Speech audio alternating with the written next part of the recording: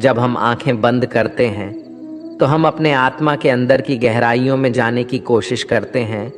तो क्या हमें अपने असली मकसद का पता होता है? क्या हम जीवन के महत्वपूर्ण सवालों के जवाब खोजते हैं? भगवद गीता हमें एक ऐसे सफर पर ले जाती है जो हमारे आदर्शों, मूल्यों और मार्गदर्शन का स्रोत हो सकता है। यह ग्रंथ आत्मा के अद्वितीय रहस्यों को खोजने और जीवन के महत्वपूर्ण मुद्दों का समाधान करने में मदद करता है। नमस्कार दर्शकों, आप सभी का हमारे ट्रू लाइफ स्पिरिचुअल ज्ञान चैनल पर स्वागत है। इस वीडियो में आप जीवन में महत्वपूर्ण और बेहतर निर्णय लेने के लिए भगवान कृष्ण की शिक्षाओं के बारे में जानेंगे। तो वीडियो को ध्यान से अंत तक अवश्य सुनें और वीडियो शुरू करने से पहले सच्चे दिल से कमेंट में जय श्री कृष्ण जरूर लिखें। तो आइए जानते हैं भगवान श्री कृष्ण की कुछ प्रमुख शिक्षाएं जिससे मनुष्य का जीवन बदल सकता है। श्री कृष्ण हिंदू पौराणिक कथाओं में सबसे प्रतिष्ठित शख्सियतों में से एक है और उनकी शिक्षाओं को भगवद गीता में प्रलिखित किया गया है। श्रीमद् भगवद गीता का ज्ञान आपकी सारी व्यर्थ की चिंताओं को समाप्त कर सकता है। गीता का ज्ञान मन की हर परेशानी और अशांति को नष्ट कर देता है। जब महाभारत का युद्ध होने वाला था तो अर्जुन बहुत ही चिंता करने लगे कि मेरे गुरु और पितामह भीष्म और मेरे सारे रिश्तेदार, मेरे सारे मित्र इस युद्ध में मारे जाएंगे और ना जाने कितने बेकसूर लोग इस युद्ध में मारे जाएंगे, ना जाने कितनी स्त्रियां विधवा हो जाएंगे, सब कुछ बर्बाद हो जाएगा, इस हस्तिनापुर की रौनक ही खत्म हो जाएगी। इन सबको मारकर अगर मैं जीत भी गया तो उस जीत का मतलब ही क्या, जहां अपने ही ना रहे। तब अर्जुन को श्री कृष्ण ने गीता का ज्ञान देते हुए कहा कि तुम जिस भी चीज की चिंता कर रहे हो, जिसके लिए भी दुखी हो रहे हो, जिसके बारे में सोच सोच के इतना परेशान हो रहे हो, वो सब कुछ एक दिन नष्ट होने वाला है। वो आज नहीं तो कल वैसे भी मिट जाएगा। और जो अविनाशी आत्मा है वो कभी भी मर नहीं सकती, नष्ट नहीं हो सकती। तो चिंता और दुख किस बात के लिए करते हो? क्योंकि जो एक दिन नष्ट होने वाला है, मिटने वाला है, मरने वाला है, उसकी चिंता करके और उसका दुख करके तुम कर भी क्या लोगे? तुम चाह कर भी उसे रोक नहीं सकते, उसे बदल भी नहीं सकते। तो क्यों चिंता करके अपना जीवन नष्ट कर रहे हो? चिंता तुम्हारे मन को दुखी और रोगी बना देगी, कायर बना देगी, और जो नष्ट हो ही नहीं सकता उसकी चिंता करने की कोई जरूरत ही नहीं है। तो परिस्थिति को चाहे तुम जैसे देखो, तुम्हारी चिंता करना बिल्कुल व्यर्थ है। वास्तव में आप भी उन्हीं बातों के बारे में चिंता करते रहते हैं, सोचते रहते हैं, जिसे आप बदल नहीं सकते, जिसे आप चाहकर भी अपने नियंत्रण में नहीं कर सकते। याद रखना, जो व्यक्ति चीज़ों को जितना नियंत्रण करने की कोशिश करेगा, जितना प्रयास करेगा कि जिंदगी मेरे हिसाब से चले, जो मैं चाहता हूँ मुझे बस वो ही मिले, और जो चीज़ मैं नहीं चाहता हूँ वो चीज़ मेरी जिंदगी में कभी ना आए, ऐसे ही व्यक्ति को सबसे ज़्यादा चिंता और तनाव का सामना करना पड़ेगा। क्योंकि ये जिंदगी एक बहते पानी की तरह है और उसी पानी में दो तिनके बह रहे हैं, जिसमें से एक तिनका पानी की लहरों के साथ आनंद लेता हुआ बह रहा है। पानी जहाँ जा रहा है उसके बहने में वो उसका साथ दे रहा है। जहाँ जहाँ पानी जाएगा वहाँ वहाँ मैं भी इसके साथ आनंद लेता हुआ बहता रहूँगा। वो तिनका पानी के साथ बह रहा है, वो तिनका पानी के साथ नाचता हुआ जा रहा है, खुश होता हुआ जा रहा है।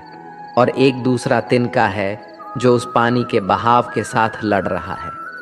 जहाँ ये पानी जा रहा है मैं उसका बहाव बदल दूंगा, इसके पानी को मैं वहाँ ले जाऊंगा जहाँ ले जाना चाहता हूँ, क्योंकि मैंने अपनी मंजिल कहीं और सोच रखी है। अब वो पानी के बहाव के साथ लड़ रहा है, किनारों से पत्थरों से टकरा रहा है, पर पानी के बहाव को वो बदल नहीं पा रहा है, बल्कि जितना कोशिश करता है पानी से लड़ने की, उतना ही दुखी और उतना ही परेशान हो रहा है। ये जिंदगी भी ऐसे ही बहते पानी की तरह आगे बढ़ती जाएगी लेकिन अब हमें तय करना है कि हम किस तिनके की तरह बनना चाहते हैं। या तो हम चिंता करके, खुद को परेशान करके जिंदगी से लड़ते रहे, जिंदगी से शिकायतें करते रहे, या तो फिर हम उस दूसरे तिनके की तरह बने कि जहाँ जिंदगी जा रही है उसी में आनंद लेना शुरू कर दें, उसी में ही खुश रहना शुरू कर दें। हमारी हालत उस व्यक्ति के जैसी है कि एक बार एक राजा किसी नगर से गुजर रहा था। उस राजा ने मार्ग में देखा कि एक गरीब बूढ़ा व्यक्ति अपने सर पर लकड़ियों का गट्ठर बात कर ले जा रहा था। राजा को उस व्यक्ति पर बहुत दया आई। राजा ने उस व्यक्ति से कहा कि तुम इतनी गर्मी में इतना बड़ा लकड़ियों का गट्ठर सर पर लेकर जा रहे हो, पसीने से लथपथ पड़े हो। फिर राजा कहता है कि आओ मेरे रथ पर बैठ जाओ और तुम्हें जहाँ जाना है मैं तुम्हें छोड़ दूंगा। तो वो व्यक्ति कहने लगा, महाराज मैं बहुत गरीब आदमी हूँ, मैं आपके रथ पर कैसे बैठ सकता हूँ, मैं तो आपके आगे बहुत छोटा हूँ। राजा ने कहा कि मैं छोटा, बड़ा, अमीर, गरीब नहीं मानता। मनुष्य को मनुष्य की मदद करनी चाहिए।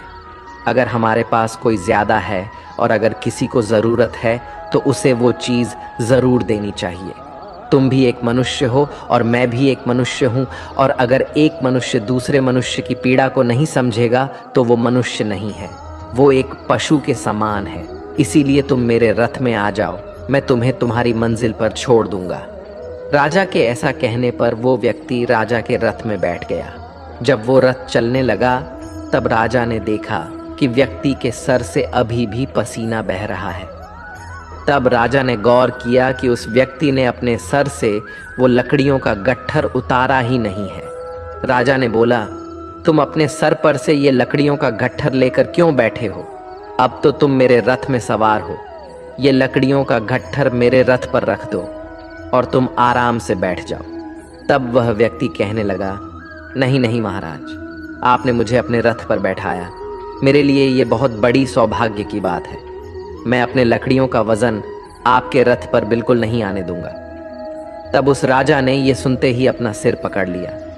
यही कहानी हम सब की है। गीता में भगवान कृष्ण कहते हैं कि अपनी हर चिंता, अपना हर दुख तुम मुझ पर छोड़ दो, मैं तुम्हारे हर दुख को दूर कर सकता हूँ, मैं तुम्हारी हर चिंता को दूर कर सकता हूँ। लेकिन यहाँ हर एक मनुष्य अपने सर पर चिंताओं का, लकड़ियों का गट्ठर लेकर घूम रहा है। हालांकि कर कुछ नहीं सकता, ताकत कुछ भी नहीं है, लेकिन इंसान अपना जोर चलाता रहता है। हर इंसान को लगता है कि सब कुछ मैंने संभाल रखा है, मैं अगर कुछ ना करूं तो सब कुछ बर्बाद हो जाएगा, सब कुछ खत्म हो जाएगा। मैंने एक कहानी सुनी कि एक महल में एक छिपकली रहती थी। वो सब छिपकलियों की रानी थी। जब कहीं भी जाना होता था तो जो छिपकलियां उसके नीचे रहती थीं वो उन्हें भेज देती थी, वो खुद कहीं भी नहीं जाती थी। एक दिन सब छिपकलियों ने उससे पूछा कि तुम हमारी रानी हो पर तुम कहीं भी नहीं जाती, बस इस महल में ही बैठी रहती हो, ऐसा क्या कारण है कि तुम कहीं बाहर ही नहीं निकलती? तब वो रानी छिपकली कहने लगी कि इस महल की छत को मैंने ही संभाल के रखा है, अगर मैं यहाँ से चली गई तो इस महल की छत भी गिर जाएगी। ऐसे ही हर एक मनुष्य को लगता है कि अगर मैं नहीं रहूँगा तो कोई काम नहीं हो पाएगा। हर इंसान ये वहम पाले बैठा है कि सब कुछ करने वाला मैं ही हूँ और सब कुछ मुझे ही करना है। हालांकि इतनी भी शक्ति हमारे अंदर नहीं है कि हम अपनी सांस भी खुद ले सके, और प्रकृति ने ऐसा नियम बना रखा है कि हमारी सांसें अपने आप चलती है। अगर सांस लेने का काम हम पर छोड़ दिया जाए तो हम एक दिन भी जिंदा नहीं रह पाएंगे। इधर एक पल के लिए भी हम सांस लेना भूले और उधर सामने मौत आ जाएगी। और मनुष्य को सोचने की, चिंता करने की ऐसी बीमारी है कि वो सिर्फ आज की चिंता नहीं करता और ना ही सिर्फ अपने कल की चिंता करता है, वो अपने आने वाले 10, 20, 50 साल, अपने बुढ़ापे तक की, अपने मरने के बाद तक की भी चिंता करता है। और एक बात याद रखना कि जो लोग बहुत ज़्यादा सोचते हैं, बहुत ज़्यादा चिंता करते हैं, उनमें कुछ भी करने की शक्ति ही खत्म हो जाती है, क्योंकि चिंता करने में ही उनकी सारी ऊर्जा नष्ट हो जाती है। ये कलयुग है। इस युग में लोग सोचते ज्यादा है और करते बहुत कम है। कलयुग का मनुष्य स्वभाव से आलसी और सिर्फ व्यर्थ की बातें सोचता रहता है। जिसे करना होता है वो ज्यादा सोचता नहीं है, वो उस कार्य को कर लेता है।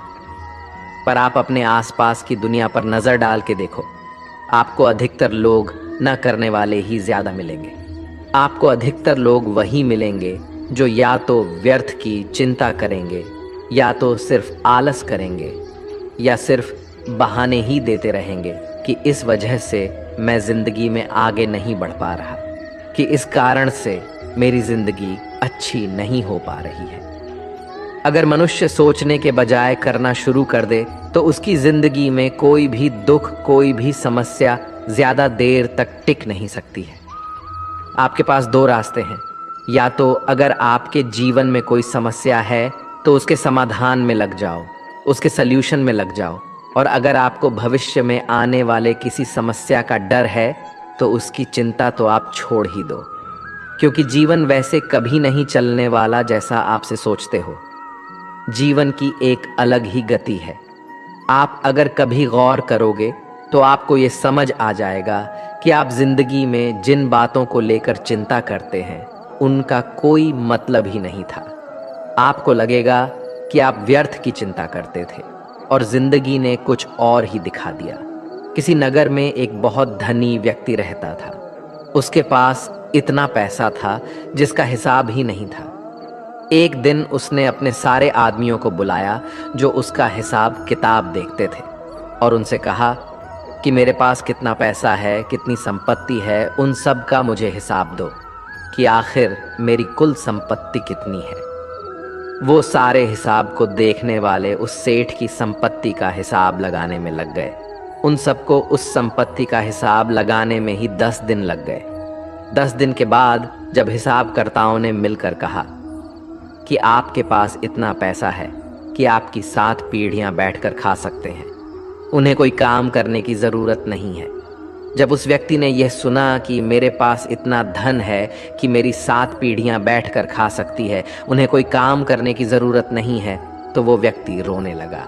फिर सब हिसाबकर्ताओं ने पूछ लिया कि आप रो क्यों रहे हैं, आपके पास तो अपार संपत्ति है। तब वो धनी व्यक्ति कहने लगा कि आप लोगों ने कहा कि मेरी 7 पीढ़ियां बैठकर खा सकती हैं, उन्हें कोई काम करने की ज़रूरत नहीं है, लेकिन जब 8वीं पीढ़ी आएगी तो उसका क्या होगा? उन्हीं के बारे में मैं सोच सोच कर दुखी हो रहा हूँ। यही आजकल के हर मनुष्य की समस्या है। आज सब ठीक है, लेकिन कल कुछ गलत ना हो जाए, उसकी चिंता में परेशान होते जा रहे हैं।